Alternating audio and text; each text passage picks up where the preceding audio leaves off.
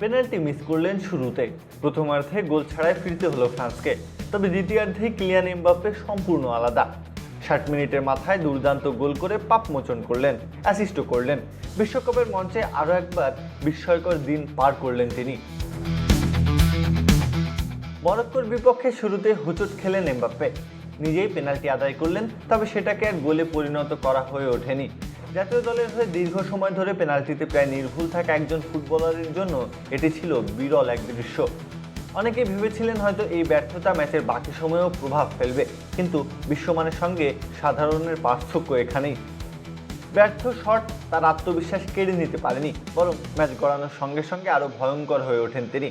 60 মিনিটে বক্সের কাছাকাছি জায়গা থেকে দারুণ এক ফিনিশিংয়ে জাল কাঁপিয়ে ফ্রান্সকে এগিয়ে দেন।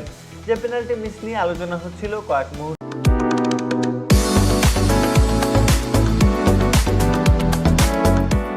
মধ্যেই সেটি চাপা পড়ে যায় তার অসাধারণ গোলে। এই গোলের মাধ্যমে চলতি বিশ্বকাপে তার গোল সংখ্যা দাঁড়িয়েছে 8-এ। একই সঙ্গে বিশ্বকাপে মোট গোল 20টি।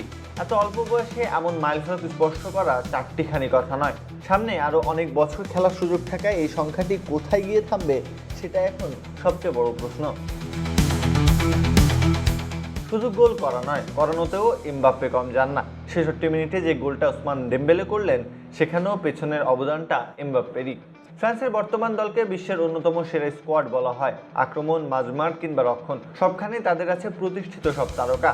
তারপরেও যখন ম্যাচ কঠিন হয়ে যায়, ফ্রান্সের চোখ ঘুরে যায় একজনের দিকেই। সবাই জানে মুহূর্তের মধ্যে ম্যাচের চিত্র পাল্টে দেওয়ার সামর্থ্য এমবাপ্পের আছে। তিনি শুধু গোল করেন না, প্রতিপক্ষের পুরো রক্ষণভাগকে ব্যস্ত রাখেন, সতীর্থদের জন্য জায়গা তৈরি করেন, আবার প্রয়োজন হলে নিজেই দায়িত্ব কাঁধে তুলে নেন।